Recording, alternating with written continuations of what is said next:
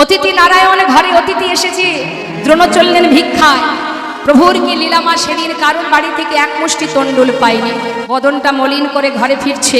যখন বদন মলিন করে ফিরছে তখন ধরাসতী জিজ্ঞাসা করছে, স্বামী ঘরে আমার অতিথি, বৈষ্ণব সেবা, ভিক্ষা পেয়েছো কিছু? না, কেউ আমাকে এক মুষ্টি তণ্ডুল দিল না গো ধরা।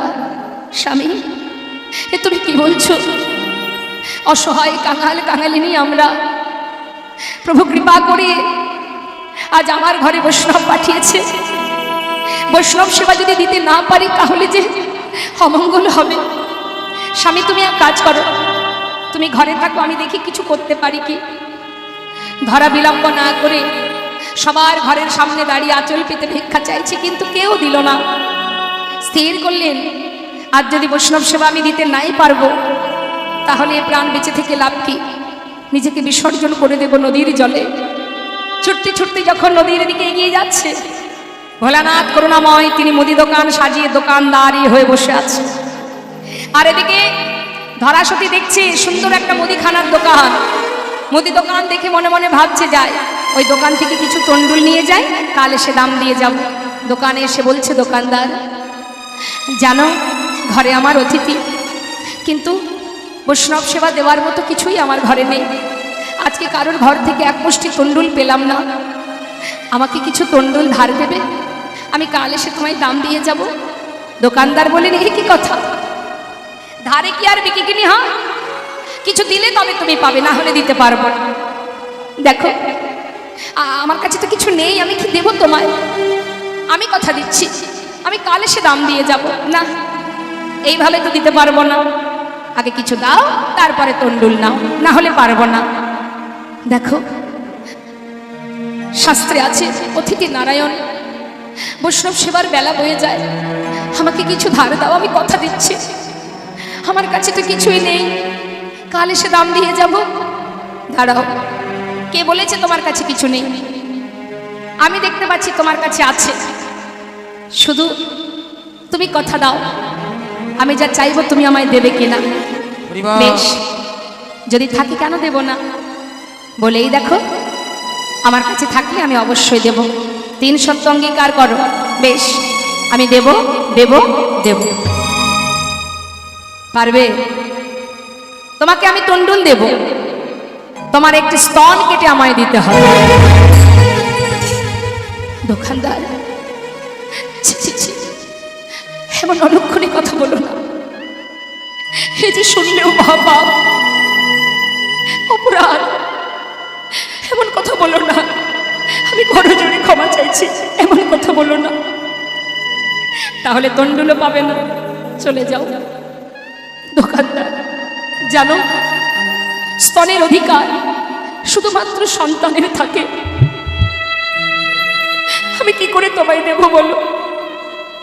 তুমি কিছু তণ্ডুল দাও, আমি কাল এসে দাম দিয়ে যাব। না, হবে না। বেশ, তবে তুমি যা চাইছো আমি তোমায় দেব। তার আগে তোমার কাছে আমার একটা অনুরোধ, একটি বার তুমি আমায় মা বলে ডাকো। তুমি যদি মা বলে আমায় ডাকতে পারো তবেই আমি আমার স্তনে তোমার হাতে তুলে দেব। মা দাও, মা এই দেখো হাত বাড়িয়েছি, দাও মা, আমি তো তোমায় মা বলে ডাকলাম, এবার তো দাও। বৈষ্ণব সেবার জন্য একটি স্তন কেটে দোকানদারের হাতে দিয়ে 1 তণ্ডুল ভিক্ষা করে ঘরে গিয়ে বৈষ্ণব সেবা দিলেন মা। সেবা দেবার সময় প্রণাম করতে গিয়ে 1 ফোঁটা রুধির মাটিতে পড়েছে, যেই বৈষ্ণব স্বরূপ ভগবান বলে উঠলেন, তুমি অপবিত্র, তুমি অশুচি, আমি তোমায় অভিশাপ দেব না। হে বৈষ্ণবগণ, অভিশাপ করো না, আমি অপবিত্র নই, অশুচি নই। আমি যে বড় কষ্ট করে আজ আমি বৈষ্ণব সেবা দিয়েছি স্তনের বিনিময়ে, যেই না বলা মা, ভগবান বললেন, বেশ, আমি তো বুঝতে পারিনি তবে যেভাবে তুমি আজ বৈষ্ণব সেবা দিলে, যে স্তনের বিনিময়ে তুমি আজ আমায় সেবা দিলে, আগত যুগে আমি তোমার সন্তান হয়ে সেই স্তনদুগ্ধ পান করব। মহাজন বললেন, প্রত্যেকটা নিঃশ্বাসে প্রশ্বাসে যদি কৃষ্ণ নামকে স্মরণ করতে পারো, কখন তুমি যাবে তুমি তো জানো না, আমিও জানি না। মনুষ্যকুলে 84 লক্ষ জনই ভ্রমণ করে সুন্দর দেহটা, এটাই তো আমাদের প্রথম নয়। এর আগে আমরা অনেক এসেছি পৃথিবীতে, পশুকুলে হয়েছি, জন্ম পেয়েছি, কীটকুলে জন্ম পেয়েছি, পক্ষীকুলে, বৃক্ষকুলে, কিন্তু সেই সব জন্মগুলো যখন পেয়েছিলাম, না পেরেছি দুহাত তুলে হরিবোল বলতে, না পেরেছি বদনে কৃষ্ণ নাম বলতে। পশুকুলে জন্ম পেলে দুহাত দিয়ে ভগবানের চরণে পুষ্পাঞ্জলি প্রদান করে ভোগ নিবেদন করা, সেটাও হয় না। ভগবানকে সুন্দর করে নিজে হাতে সাজাবে, সেটাও পারবে না। চোখে দুফোঁটা বাড়ি বরিশন করে বদনে কৃষ্ণ নাম জপ করা, সেটাও সম্ভব নয়। তাহলে এতটা সাধনার জীবনে মনুষ্য জাতি, মানব দেহ, ইচ্ছা করলে তুমি ভগবানের নাম অহরহ 24 ঘন্টা জপ করতে পারো। তুমি পারো। যদি তুমি বলো আমি করব কখন, এটা ভুল। কর্ম করছো তুমি হাতে, তোমার বদনটা তো খালি আছে। যে বদনে আহার করছো, যে বদনে আন কথা কুকথা পরচর্চা পরনিন্দা করছো, সেগুলো না করে বদনে কৃষ্ণ নাম হরি নাম করতে থাকো, তাতে কি হবে? হাতে কর্ম হবে। শ্রীমতী রাধারানী, যিনি আয়ানের ঘরণী হয়ে সংসারে কর্ম করেছে, রন্ধন করেছে, কিন্তু নিঃশ্বাসে প্রশ্বাসে ছিল তার কৃষ্ণ, তাই না মা? রন্ধনশালায় রান্না করতে গিয়ে যদি কৃষ্ণ বলে কাঁদে শাশুড়ি ননদিনী, যদি কটু কথা বলে, যদি না জানি কলঙ্কিনী বলে গালি দেয়, তাই জ্বলন্ত আগুনের মধ্যে ভিজে কাঠ দিয়ে যখন সেখান থেকে ধোঁয়া বাহির হচ্ছে, সবাই জানছে ধোঁয়া হচ্ছে, তাই চোখে জল, কিন্তু রাধারানী ধোঁয়ার ছলে বসে কৃষ্ণ কৃষ্ণ বলে। তাই যতই তুমি বলো কখন করব ভগবানের নাম, সময় কোথায়? সংসারের জ্বালায় ভগবানের নাম করার সময় নেই, এটা শুধু বোকার মতো কথা। নাম করার জন্য তোমার বদন আছে, সে করবে তার কাজ, তুমি অভ্যাস করে দেখো। একটা প্রমাণ দিই মা, ছোট্ট সুন্দর প্রমাণ।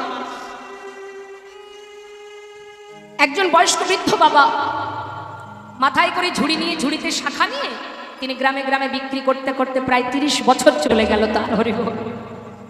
তা গ্রামে গ্রামে দেখবেন যারা ফেরি করে মা, যে যে জিনিস বিক্রি করে তারা সেই মতো চিৎকার করে ডাকে, তাই না? তা যিনি শাখা বিক্রেতা, তিনি মাথায় করে ওই 30 বছর ধরে গ্রামে গ্রামে শাখা নেবে গো, শাখা নেবে গো, শাখা আছে, শাখা নেবে, ভালো শাখা বলতে থাকে। 30টা বছর চলে গেল তার এই ব্যবসা করতে করতে।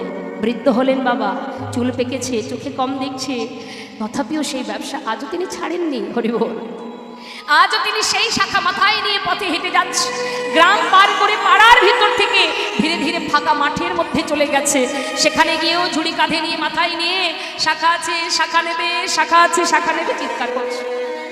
হঠাৎ একজন ভদ্রলোক পথের ধারে দেখা, জিজ্ঞাসা করলেন, ও দাদু, তুমি এখানে চিৎকার করার তোমার কি দরকার? এখানে তো কোনো লোক নেই, এখানে কোনো বসতি নেই, যখন তুমি আমার গ্রামে যাবে তখন বলবে, এখন তো তোমার কোনো দরকার নেই বলা। হরিবল। তখন সেই দাদু, সেই বৃদ্ধ বাবা উত্তর দিলেন, বাবা 30 বছর ধরে ব্যবসা করতে করতে মুখে বলতে বলতে জিহবা এমনভাবে অভ্যাসে দাঁড়িয়ে গেছে, আজ এটা ফাঁকা জায়গা নাকি লোকালয় সেদিকে আমার কোনো লক্ষ্য নেই, আমার জিহবা সে তার কাজ করে যাচ্ছে। প্রতিদিন কৃষ্ণ মন্ত্র, গুরু মন্ত্র জপ করবেন বাবা। সন্ধ্যায় করুন, মধ্যাহ্নে করুন, রাত্রে শোয়ার আগে করুন, গুরু মন্ত্র জপ করবেন জিহবায়। করতে করতে এটাই বারবার বলা, কেন মা? মানুষ অভ্যাসের দাস, তাই তুমি অভ্যাস করো, বলো না আমার সময় নেই, করো। কি হবে? সেই সময় এলেই তোমার জিহবা সে তার কাজ করেই যাবে, করতে থাকবে, তুমি নিজেও বুঝতে পারবে না তখন তোমার জিহবা কৃষ্ণ সেবায় ব্রতী হয়েছে। তাই গৌর হরি। তাই মাগো, ভালোবাসলে ভালোবাসার মতো ভালোবাসতে হবে। ভগবানকে ভালোবেসে সুখে থাকবো, শান্তিতে থাকবো, এটা মানুষের বোকামি। দেখবেন অনেকে ভাবে যে, অনেকে বলে, নাস্তিক যারা, সাধুকে দেখলে বলে, এই যাও সাধু, সারা জীবন ভগবানের নাম করলে কিন্তু এত কষ্ট কেন? ভগবান তোমায় সুখ কেন দিল না? এত বোকা বোকা কথাবার্তা বাবা। কিন্তু জেনে রাখবেন, ভগবান বললেন যে করে আমার আশ আমি তার করি সর্বনাশ, তথাপিও যে না ছাড়ে আমার পাশ আমি হই তার দাসানুদাস। তাই গৌর হরি বল, হরি বল। যারা প্রকৃত ভগবানকে ভালোবেসেছে তার কষ্টগুলো একবার অনুভব করুন। এই কলিযুগে আপনারাই ভাবুন না, আপনাদের ঘরের ছেলে নিমাই, তার বামে কে ছিল? মা বিষ্ণুপ্রিয়া। প্রভু তো চলে গেলেন, সারা জীবন চার দেওয়ালের মধ্যে নিজেকে বাধা রেখে ওই গৌরীর কাষ্ঠ বিগ্রহ সেবা করে। হরি বল, হরি বল। ভগবানের সহধর্মিনী, তার তো সুখে থাকার কথা। রাম অবতারে মা সীতা, তাকে চলে যেতে হলো বনবাসে, তাতেও হলো না। অগ্নি পরীক্ষা হলো, অবশেষে তাকে পাতালে যেতে হলো। দাপর যুগে রাধারানী শতবৎসর গোবিন্দ হারা হয়ে রইলেন। তার কষ্ট, এই যে লীলায় প্রবেশ করব, লীলা থেকে আস্বাদন করবেন কেমন ভাবে গোবিন্দকে ভালোবাসতে হয়, শুনতে পাবেন যদি স্থির মনে আস্বাদন করেন।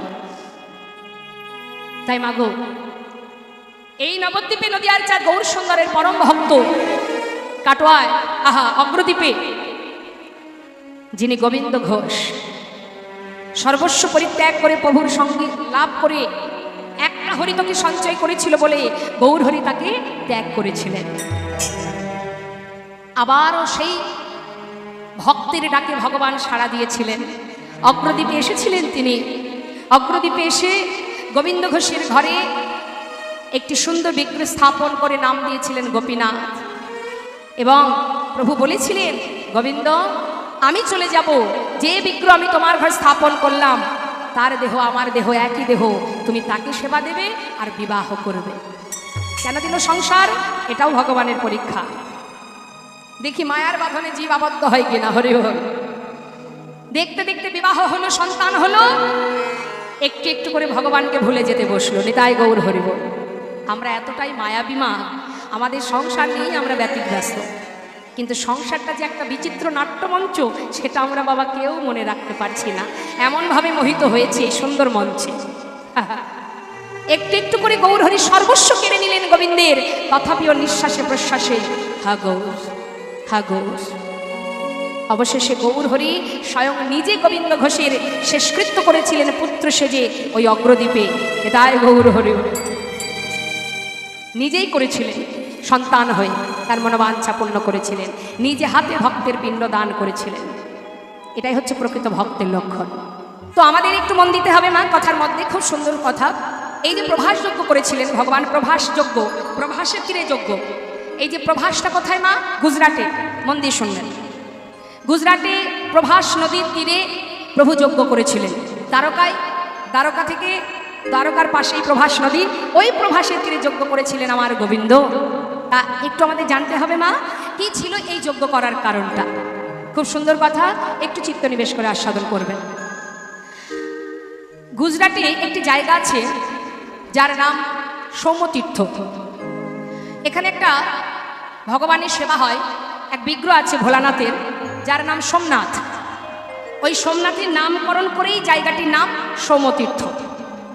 এখন ওই সৌম্যতীর্থে একটা নদী আছে বাবা, সেই নদীটা যার নাম দিয়েছিল পরম বৈষ্ণব একজন মণি জানিতেন, নাম দিয়েছিল প্রভাস। কেন দিয়েছিল শুনুন তাহলে।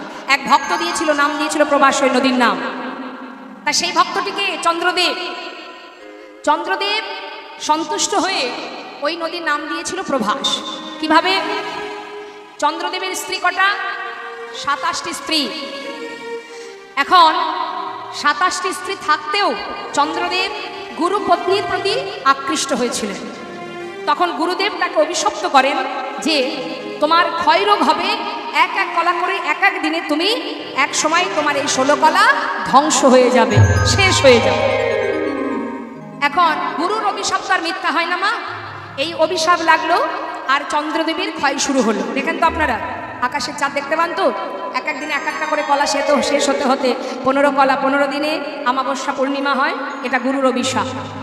তা শুনে নিন, এবার কি হলো, যখন তার একটি কলা বাকি আছে, 15 কলা শেষ আর একটি কলা, তখন সেই 27টি স্ত্রী তারা গিয়েছে দেবাদিদেব মহাদেব ভোলানাথের কাছে। এখন ভোলানাথ সম্পর্কে কি হয়? মা পার্বতী তিনি হচ্ছেন ওই 27টি স্ত্রীর, মানে চন্দ্রদেবের যে স্ত্রী 27 জন, তার বোন হচ্ছে, দিদি হচ্ছে মা পার্বতী। তাহলে ভোলানাথ সম্পর্কে কি হয় মা? সম্পর্কে জামাইবাবু। এখন কৈলাসে বসে বসে ভোলানাথ জপ করছে, ধ্যান করছে, আর 27টি শালি গিয়ে উপস্থিত কৈলাসে। হ্যাঁ, শালিকা গিয়ে উপস্থিত। তারা গিয়ে চিৎকার করে ডাকছে, জামাইবাবু, ও জামাইবাবু, ও জামাইবাবু। এখন ভোলানাথ মনে মনে চিন্তা করছে, এতগুলো রমণীর কণ্ঠ, সবাই জামাইবাবু বলে ডাকছে, এত শালি আছে আমার জানতাম না তো। কৈলাসে বসে ধ্যান করছি, সেখানেও জ্বালা। হ্যাঁ, বলে কি ব্যাপার, এসো এসো, বিপদে পড়েছি। তা না হয় হলো, তা বলি কি বিপদ একটু শুনি। যতই হোক আমি জামাইবাবু বলে কথা, শালি বিপদে পড়লে তো আমাকে একটু দেখতেই হবে, কি হয়েছে। তখন সব কথা খুলে বললেন মা। বলা মাত্রই ভোলানাথ বললেন, তাহলে এক কাজ করো, তোমার স্বামীর যদি একটি কলাও বেঁচে থাকে, আমার জটার মধ্যে যে গঙ্গা বাঁধা আছে এর মধ্যে সেই একটি কলা রেখে দাও। মানে ওর মধ্যে ডুবিয়ে রাখতে বলছে। কেন না, এটা হলো অভিশাপ প্রুফ। এই গঙ্গার জলের মধ্যে যদি কাউকে রাখা হয়, তার যত অভিশাপই থাকুক না কেন, কোনো অভিশাপই আর কাজে লাগবে না। তাই অভিশাপ প্রুফ গঙ্গা, এর মধ্যে তোমার ওই একটি কলা, স্বামীর একটি কলাও যদি থাকে, সেটাকে রেখে দিয়ে তোমরা চলে যাও গুরুদেবের কাছে, স্বামীর প্রাণ ভিক্ষা চাও। সঙ্গে সঙ্গে একটি কলা বেঁচে ছিল, সেটাকে ভোলানাথের মাথায়, দেখেছেন তো একটি কলা ভোলানাথের মাথায় থাকে, চাঁদের একটি কলা। হ্যাঁ, তা সেটাকে মাথায় রেখে এবার চললেন গুরুদেবের কাছে। গুরুর বৃহস্পতির কাছে গিয়ে যখন করজোড়ে বললেন, গুরুদেব বললেন, দেখো বুঝতে পারছি তোমরা তো আমার কাছে কোনো অপরাধ করনি, কিন্তু যদি তোমার স্বামীর একটি কলাও বেঁচে থাকতো, তাহলে হয়তো আমি কোনো উপায় বলতে পারতাম, কিন্তু আর তো কিছু করার নেই। করজোড়ে বললেন, গুরুদেব আপনি বলুন, যদি থেকে থাকে আমরা স্বামীর প্রাণ তো ফিরে পাবো, আপনি শুধু একবার বলুন কি উপায় আছে। বললেন, সৌমতীর্থে যে নদী আছে, নদীতে যদি সেই একটি কলাকে স্নান করাতে পারো, তবে তোমার পতির প্রাণ পুনরায় আবার ফিরে পাবেনি। তাই গৌর হরি। বিলম্ব না করে সেই একটি কলা নিয়ে ওই নদীতে স্নান করানো মাত্রই পুনরায় সে তার পূর্ণ জ্যোতি আবার ফিরে পায়। তাই চন্দ্রদেব বলেছিল, রে আজ থেকে তোর নাম দিলাম প্রভাস। পুনরায় আবার জ্যোতি ফিরে পাওয়া, প্রভা যুক্ত আস। প্রভা মানে জ্যোতি, আস মানে আবার ফিরে পাওয়া, এই জন্য তোর নাম দিলাম প্রভাস।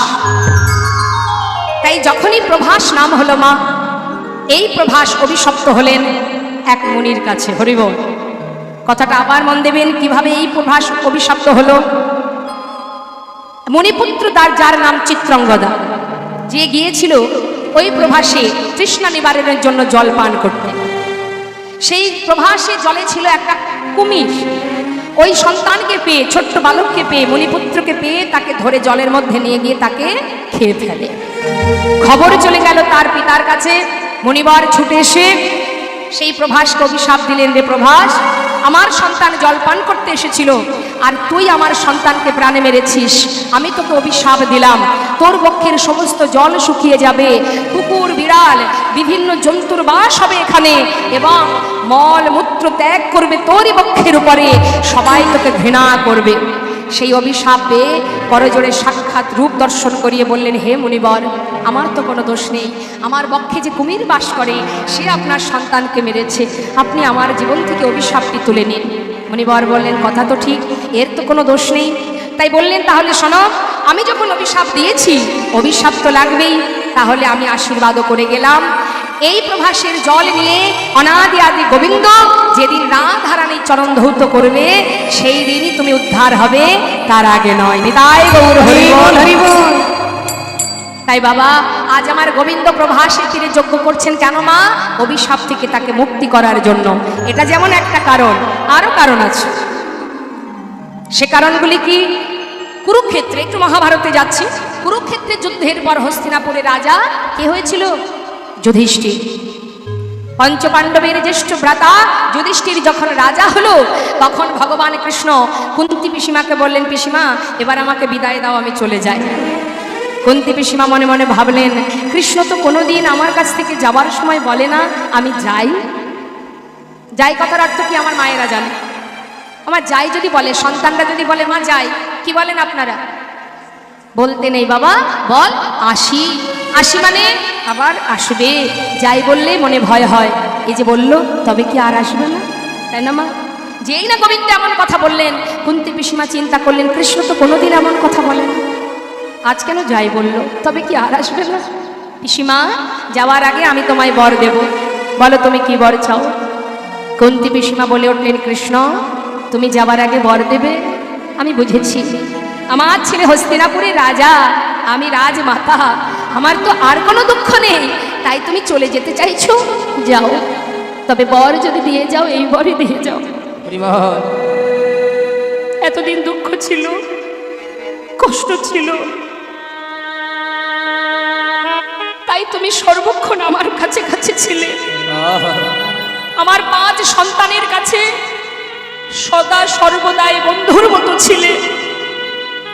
আজ আমার ছেলে রাজা হয়েছে, সমস্ত দুঃখের অবসান ঘটে গেছে, তাই তুমি চলে যাচ্ছ। তবে বর যদি দিতে হয় দিয়ে যাও। জীবনের আর যে কটা দিন আমি বেঁচে থাকবো, এই জগতে যার জীবনে যত কষ্ট দুঃখ যন্ত্রণা আছে, সবটুকু তুমি আমায় দিয়ে যাও,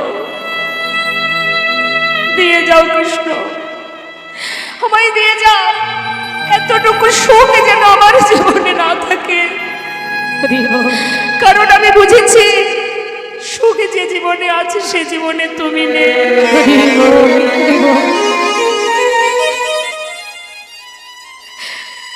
পাশে বসে আছে ভীম।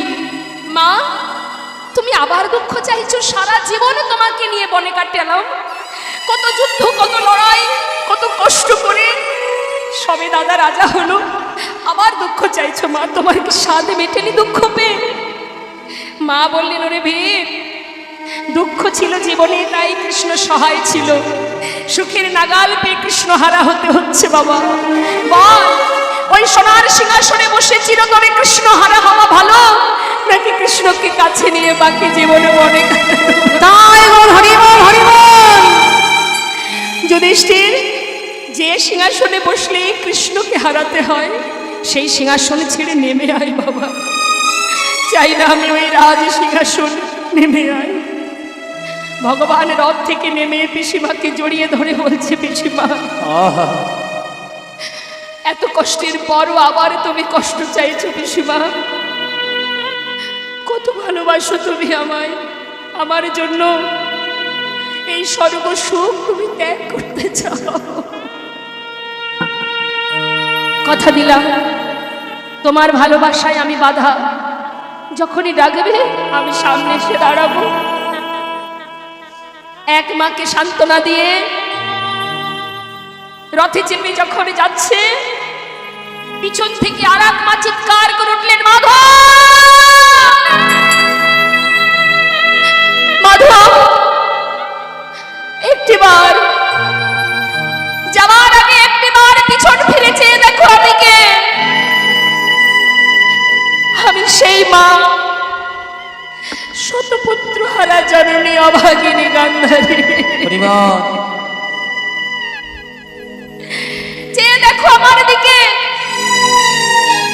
সন্তান হারা জননী আমি, বংশে বাতি দেওয়ার একটি সন্তানও তুমি রাখনি, সব কেড়ে নিয়েছো তুমি। কি করে পারলে? তোমার জন্য এই যুদ্ধ তুমি করেছো, তুমি যদি না চাইতে এই যুদ্ধ হতো না। হরিবল হরিবল। শুনে যাও মাধব, তুমি যেমন আমার সন্তান হারা করেছো, সন্তান হারা পাগলিনীর ন্যায় আজ আমি তোমায় অভিশাপ করলাম। যে যদু বংশ নিয়ে তুমি চলছো, এই 56 কোটি যদু বংশ তোমার সন্তান, যেমন কুরু বংশ ধ্বংস করেছ, তোমার যদু বংশ ধ্বংস হয়ে যাবে। আমি সুবল কন্যা, আমি তোমায় অভিশাপ দিলাম, বংশে বাতি দেওয়ার একটা প্রদীপ বেঁচে থাকবে না, তোমারও মৃত্যু হবে। নিম্ন বৃক্ষে থাকবে বসে, বেদের হাতে তোমার মৃত্যু হবে, এই তোমায় আমি অভিশাপ করলাম। রাজসভায় যারা ছিল সবাই মিলে মাতা গান্ধারীকে জড়িয়ে ধরে বললেন, মা তুমি কি অভিশাপ করলে, কি করলে? ভগবান কৃষ্ণ বললেন, শান্ত হও তোমরা, তিনি যা করেছেন ঠিকই করেছেন, তার কোনো অন্যায় নেই। কারণ এই কুরুক্ষেত্রের মাঠে যে যুদ্ধ, এই যুদ্ধে যারা চিরতরে প্রাণ হারিয়েছে আর যারা যুদ্ধে জয়ী হয়েছে, জয়ের আনন্দ যেমন আমি পেয়েছি, তেমন পরাজয়ের যন্ত্রণাও আমি পেতে চাই। যারা হারিয়েছে তাদের আপনজনকে, সকলের আশীর্বাদ যেমন আমি মাথায় পেয়েছি, তেমন সবার অভিশাপও আমি মাথায় নিতে চাই। বেশ, তাই হবে। মা, কুরুবংশ ধ্বংস হয়েছিল যেমন যদুবংশ, 56 কোটি যদুবংশ। এই 56 কোটি সন্তানের মধ্যে একটা সন্তানের দেখতে ছিল অনেকটা মেয়েদের মতো, নিতাই গৌর হরি। আর যাকে দেখতে মেয়েদের মতো তাকে সুন্দর করে শাড়ি পরিয়ে পেটে একটা কড়া বেঁধে বনের ভিতরে নিয়ে গেছে অন্যরা, যার নাম শাম্ভ। এখন যে মুনিরা বনে জঙ্গলে ধ্যান করে, তপস্যা করে, তাদের কাছে গিয়ে বলে উঠলেন, এই যে অমনি, এই মেয়ের গর্ভে কে জন্মাবে বলতে পারো? এখন মুনি তো ধ্যানে সবই বুঝতে পারছে, কিন্তু কিছুতেই তাদেরকে সেখান থেকে সরাতে পারছে না। তারা একটা একটা করে সন্তান বড় হয়েছে, নিজেদেরকে ধরাকে সরা জ্ঞান করছে, কখনো কাউকে ধার ধারতে চায় না, সম্মান দিতে চায় না। এমন সময় মুনি বলে উঠলেন, বালক, তোমরা চলে যাও, আমাদের ধ্যানে বিঘ্ন ঘটিও না। সবাই বলে উঠলেন, কেন যাব? তুমি বলো এর পেটে কে আছে? তোমরা যুগ যুগ ধরে তপস্যা করছো, জানো না এর পেটে কে আছে? তখন সেই মুনি বলে উঠলেন, তবে শুনে রাখ, যদি জানতেই চাস এর গর্ভে কে আছে, যে এর গর্ভে যে আছে সে পৃথিবীতে ভূমিষ্ঠ হওয়া মাত্রই তোদের এই 56 কোটি যদুবংশ তার হাত দিয়ে ধ্বংস হয়ে যাবে। তাই গৌর হল। যেই নাই অভিশাপ করলো মা, ঘরে ফিরে গেল সেই সন্তানেরা, আর সেই যে পেটে কড়াটা বেঁধেছিল সেটা ফাল হয়ে প্রসব হলো। আর সেই ফালটা হাতে নিয়ে গোবিন্দের কাছে যেই না গেল, ভগবান ফালটা দেখেই বুঝতে পারলেন, পুরাবের কথা মনে পড়ে গেল। সে বললেন, শোনো, এই ফালটা নিয়ে যাও, প্রভাস নদীর তীরে যে পাথর আছে সেখানে ঘষে এটাকে শেষ করে দাও। ওরা কি করলো, দল বেঁধে সেই ফালটা নিয়ে গিয়ে প্রভাস নদীর তীরে যে পাথরে সেই ফালটা ঘষতে শুরু করলেন। আর যত ঘষতে তত ফেনা বাহির হচ্ছে, আর সেই ফেনাগুলো নদীর ধার বরাবর যাচ্ছে। আর যত ফেনা হচ্ছে মা, ওই ফেনা থেকে নদীর ধার দিয়ে নল খাগড়ার গাছ তৈরি হচ্ছে।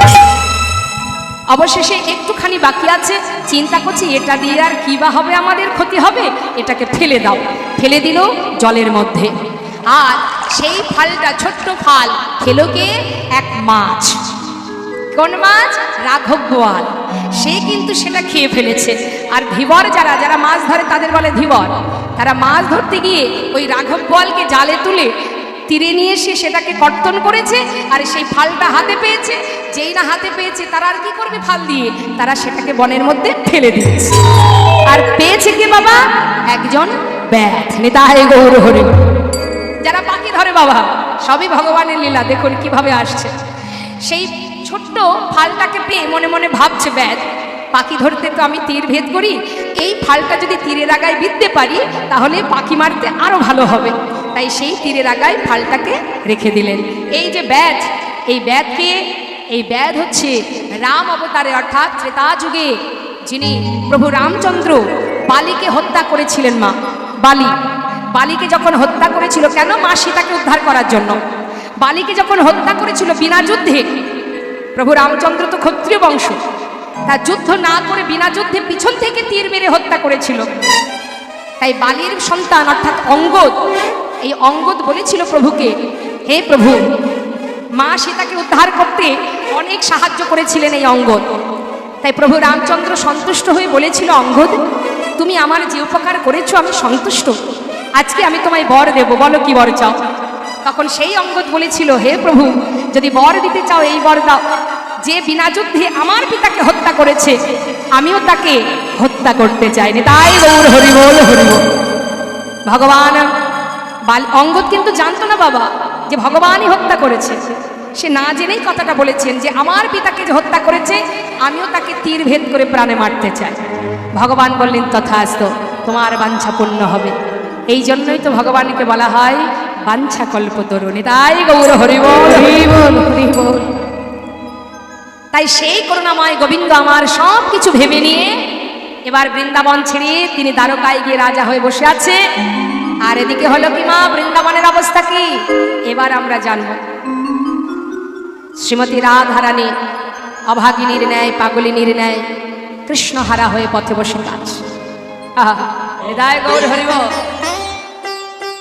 নদিয়ার চাঁদ আমার গৌর সুন্দর, যিনি শ্রীধাম নবদ্বীপের মাঝে হরিনাম মহাযজ্ঞ করবেন বলে তিনি স্থির করলেন যে আমি যজ্ঞ করব। কোন যজ্ঞ? হরিনাম যজ্ঞ। তা ভাবনিধি গৌর হরি আমার, তিনি যজ্ঞ করবেন স্থির করলেন। পথে ঘাটে অলিতে গলিতে সর্বত্রে হরিনাম দিয়েছেন আমার গৌর হরি। এবার তিনি স্থির করলেন সুরধ্বনি গঙ্গার তীরে তিনি যজ্ঞ করবেন। হরিবল হরিবল। তা ভাবনিধি গৌর হরি যজ্ঞ করবেন, হরিনাম যজ্ঞ। শাস্ত্রে বললেন যজ্ঞ করলে যজ্ঞের মাহাত্ম্য কি, যজ্ঞ করলে আমাদের কি পাওয়া যাবে, আমরা কি পাবো? মানুষের স্বভাব হচ্ছে যেখানে লাভ সেখানে মানুষ, তাই না বাবা? ওমা, অকারণে যদি যেখানে কিছু না পাবো সেখানে কেউ যাবে? যদি শুনেছি ওখানে গেলে লাভ আছে ছুটে যাবে মানুষ, তাই না? তাই এই যে হরিনাম আমরা আস্বাদন করছি বাবা, বা এই যে আমরা এখানে এসেছি, এখানেও কিন্তু কিছু পাওয়ার আছে। হরি বল, হরি বল। তাই এখানে কি পাবো? এখানে আমরা কি পাবো? আমরা নিজেকে জানতে পারবো। হরিবল। হরিনাম যজ্ঞ, মহানাম যজ্ঞ, কীর্তন, হরিবাসর, এই যে লীলা কথা, এই আপনারা আস্বাদনের জন্য যাকে চোখে দেখেননি, যার কথা শোনার জন্য পাগল হয়ে আপনারা বসে আছেন, এখানেও কিছু পাওয়া যায়। সেটা কি? নিজেকে জানা যায়। আমি কে, কি আমার পরিচয়। শাস্ত্রে বললেন আগে হরিনামের মাহাত্ম্যটা জেনে নি। মহাজন বলছেন মা, দান ব্রত তপ তীর্থ ক্ষেত্রাদি নাঞ্ছা স্থিতা সত্যয় দেব মহাতং সর্ব পাপ হর শোভা রাজস্ব অশ্বমেধানং জ্ঞান অধ্যাত্ম বস্তু ন আকৃষ্ট হরিনামে স্থপিত শেষ নামেশ। অর্থাৎ দান করলে, যারা দান করে দেখবেন, যারা দান করে তাদের মনে আনন্দ হয়, আমি দান ধ্যান করেছি। হ্যাঁ, তো দান করলে কি হয়? পুণ্য অর্জন হয়। ব্রত করলে কি হয়? পুণ্য অর্জন হয়, তাই তো বাবা? যজ্ঞ করলে কি হয়? পুণ্য অর্জন হয়। শক্তি সাধনা, সৌর সাধনা, শিব সাধনা, হ্যাঁ, প্রত্যেকটা ধর্মীয় কাজের ফল কি? পুণ্য অর্জন, তাই তো? তা তুমি যদি তপস্যা করো তাতেও একটা পুণ্য অর্জন। এই যে আমরা বিভিন্ন ধরনের ব্রত করি, একাদশী ব্রত, নানাবিধ কারণে আমরা উপোস থাকছি কেন? হ্যাঁ, অমাবস্যা, পূর্ণিমা, এই যে নানাবিধ উপোস থাকছি আমরা, এরও পিছনে কারণ আছে। তোমার কি হয়? জীবনের পাপ রাশি দূরীভূত হয়ে কিঞ্চিত পুণ্য অর্জন হয়, তাই না? তো তাহলে সব কিছুর পিছনে কিন্তু আমাদের পাওয়া কি? গোবিন্দ কৃপা, ভগবানের কৃপা, তাই তো? মহাজন বললেন প্রত্যেকটা ধর্মীয় কাজে আলাদা আলাদা ফল, আলাদা আলাদা পুণ্য অর্জন। কিন্তু তুমি যদি হরিনাম করতে পারো, মহামন্ত্র জপ করতে পারো, জগতে যত রকমের পুণ্য অর্জনের পথ আছে সমস্ত পুণ্য অর্জন এক মহানাম,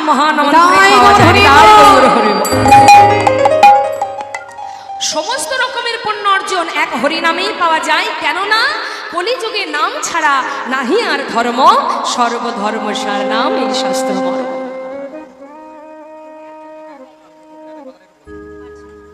তাহলে মা, এখান থেকে আমাদের জানতে হবে যে আমরা যে কর্মই করি না কেন, তুমি করতেই পারো। তুমি দান করতে পারো, তুমি যজ্ঞ করতে পারো, করো, কিন্তু তুমি জেনে রাখো সব কিছু করো, কিন্তু হরিনাম মহামন্ত্র জপ করতে ভোলা যাবে না।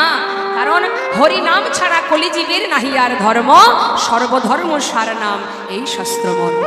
হরের নাম হরের নাম হরের নাম ইব কেবলম কলো নাস্তেব নাস্তেব নাস্তেব গতিরন্যথা। তাই আজ আমার করুণাময় গৌর সুন্দর জগৎ জীবকে উদ্ধারের জন্য কলিযুগের মহামন্ত্র হরিনাম সংকীর্তন জীবের দ্বারে দ্বারে দিলেন, হাতে ধরে পায়ে ধরে। দয়াল নিতাই চাঁদ বললেন, মেরেছিস কলসির কানা, তাই বলে কি নাম দেব না? নিতাই গৌর হরি। তাহলে ভাবতে হবে মা, আমাদের দয়াল নিতাই চাঁদ গৌর সুন্দর কতটা দয়াল। মার খেয়ে নাম দিয়েছেন, ধুলাই গড়াগড়ি দিয়ে নাম দিয়েছেন। কেন দিয়েছেন? আমাদেরকে উদ্ধারের জন্য। আমাদের মঙ্গলের জন্য অন্ধকারে কারাগারে সবাই আমরা আবদ্ধ হয়ে আছি। অন্ধকার কারাগার কোনটা? সংসারের ত্রিতাপ জ্বালা। নিতাই গৌর হরি বল। হরিবল হরিবল। আধ্যাত্মিক জ্বালা, আদি দৈবিক জ্বালা, আদি ভৌতিক জ্বালা। হরি বল। জেনে রাখবেন মায়েরা, একটু মন দেবেন। বাবাদের নিয়ে আমার চিন্তা হয় না, মায়েদের দিয়ে একটু বেশি টেনশন আমার, কারণ আমার মায়েদের চিত্ত খুব চঞ্চল।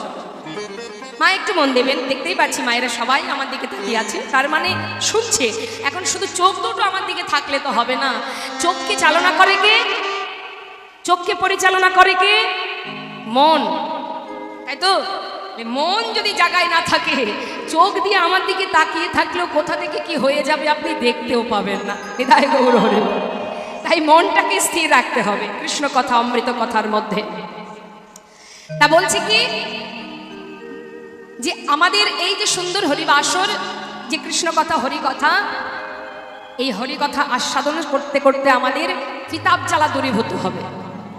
সংসার জীবনের ত্রিতাপ জ্বালা কোনগুলো জেনে রাখুন। আধ্যাত্মিক জ্বালা অর্থাৎ নিজের দেহের জ্বালা। বাবা, দেহের জ্বালা তোমাকে ছাড়বে না যতদিন এই প্রকৃতির সৃষ্টি দেহটা আমি ভোগ করছি, ততদিন এই দেহের জ্বালা অর্থাৎ আধ্যাত্মিক জ্বালা আমাদের ভোগ করে যেতে হবে। আধ্যাত্মিক জ্বালা, দেহের জ্বালা মানে রোগ ব্যাধি। মনে করো তোমার 16 আনা শরীর সুস্থ, মানে দেখা গেল কি 99 অংশ, মানে 100 ভাগের মধ্যে 99 ভাগ সুস্থ, আপনি 1 ভাগ খারাপ। মানে একটা উদাহরণ দিয়ে বলি, 1 ভাগ কেমন? মনে করুন দাঁতে যন্ত্রণা হচ্ছে, মনটা কোথায় থাকবে মা? পুরো দেহটাই সুস্থ, শুধু যন্ত্রণা দাঁতে, 1 ভাগ খারাপ, মনটা বাবা সেইখানেই আটকে যাবে। অর্থাৎ তোমার মুক্তির কোনো রাস্তা নেই, এই সংসারের আধ্যাত্মিক জ্বালা তোমাকে ভোগ করতেই হবে। আদি দৈবিক, আদি ভৌতিক। আদি ভৌতিক জ্বালা মানে কি মা? সংসারের মধ্যে আদি ভৌতিক জ্বালা মানে অপরের কাছ থেকে জ্বালা পাওয়া, অন্যের কাছ থেকে জ্বালা পাওয়া। তুমি ঠিক আছো, তুমি সুস্থ আছো, তোমার কোনো জ্বালা যন্ত্রণা নেই, কিন্তু অন্যের জ্বালা তোমার ঘাড়ে চেপে এসে বসবে, তুমি না চাইলেও তোমার ঘাড়ে চাপবে। যেন তেন প্রকারে তুমি যতই এড়িয়ে যাও না কেন, পারিপার্শ্বিক জ্বালা, আত্মীয় স্বজনের জ্বালা, পাড়ার জ্বালা, নিজের ঘরের মানুষের জ্বালা, যেটাকে বলা হয় অন্যের কাছ থেকে জ্বালা পাওয়া, এটাকে বলে আদি ভৌতিক জ্বালা। এই জ্বালা থেকে মুক্তি পাবেন? পাবেন না। আর একটা জ্বালা আদি দৈবিক, প্রকৃতি থেকে যে জ্বালা আমরা পাই। তার মানে এই যেমন করোনায় 3 বছর সবাই ঘরে আটকে ছিলাম, এই ঠান্ডা পড়ছে, গরম পড়ছে, ইত্যাদি ইত্যাদি, এটাকে বলা হয় আদি দৈবিক। অর্থাৎ সংসারের ত্রিতাপ জ্বালা আমাদের ভোগ করতেই হবে। তুমি ভেবো না এটা যে কৃষ্ণ নাম করছি আমার এত কষ্ট কেন, এটা তো প্রকৃতির সৃষ্টি। আর এই দেহে ত্রিতাপ জ্বালা ভোগ করতে হবে যতদিন আমরা আমাদেরকে চিনতে না পারবো। নিতাই গৌর হরি বল। কখন তোমার ভিতরে কষ্ট হবে না? যখন তুমি নিজেকে চিনতে পারবে। এই যে জ্বালাগুলো বাবা, এগুলো তো শুধুমাত্র দেহের জ্বালা, মনে কিন্তু কষ্ট, মনের ভিতরে কষ্ট ওঠানামা করে। কেউ তোমাকে একটু মন দেবেন কথাগুলো, খুবই গুরুত্বপূর্ণ কথা, চিত্ত স্থির করে শুনতে হবে। কেউ যদি তোমাকে কোনো আঘাত দিয়ে কথা বলে, সেটা কিন্তু গুরুত্ব নয়, তুমি কতটা মনের ভিতরে সেটাকে গ্রহণ করলে, কিভাবে গ্রহণ করলে, তার উপরে নির্ভর করছে যে তুমি কি অবস্থায় থাকবে। নিতাই গৌর হরি। অর্থাৎ কেউ আমাকে কিছু বলল, তাতে কোনো দুঃখ নেই, আমি নিলাম কিভাবে। আমি যদি মনে করি এত বড় কথা বললো, এই যে মনের থেকে ভাবনা, কেন বললো, কিভাবে বললো, বলবে কেন, মারামারি গন্ডগোল শুরু হলো, তাই না? আবার যদি আমি মনে করি ঠিক আছে বলেছি, বাদ দাও, তার মানে কি সম্পূর্ণটাই তোমার মনের ব্যাপার। তাই জ্বালা তুমি নিচ্ছ, জ্বালা তোমার কাছে যতই আসুক, তুমি যদি গ্রহণ না করো, সে কোনোদিনই তোমার কাছে কোনোভাবে প্রবেশ করবে না। নিতাই গৌর হরি বল। নিজেকে জানো, দেহকে পরিচালনা করে মন, মনকে পরিচালিত করে কে? আমার চৈতন্য, আমার চেতনা, আমার চেতনা। আমি সাক্ষাৎ, আমি স্বয়ং, আমি পূর্ণ, আমি ভগবানের শক্তি, সূক্ষ্ম আত্মা, এটাই হলো আমি, আর কিচ্ছু আমি নই, কিছুই আমি নই। এই জগতে, এই দেহের মধ্যে যা যা আছে দেখুন একবার, হাত আমার, মন আমার, দেহ আমার, প্রাণ আমার, সবই আমার। কিন্তু বলুন তো মা, আপনি যে দাঁড়িয়ে ওইখানে বসে বসে আমার দিকে তাকিয়ে আছেন, শ্রবণ শক্তি, দেখবার শক্তি, চলার শক্তি, এটাকে আপনার দেহের মধ্যে দেখাতে পারবেন কোথায় আছে? যেটা দেখা যায় না, যার ক্ষয় নেই, যার লয় নেই, যার রং নেই, কিচ্ছু নেই, সেটাই সেই চৈতন্য, সেই সাক্ষাৎ, সেটাই হলো তুমি। তাই যেদিন তুমি তোমাকে চিনতে পারবে, তুমি নিজেকে জানতে পারবে, আমি কে।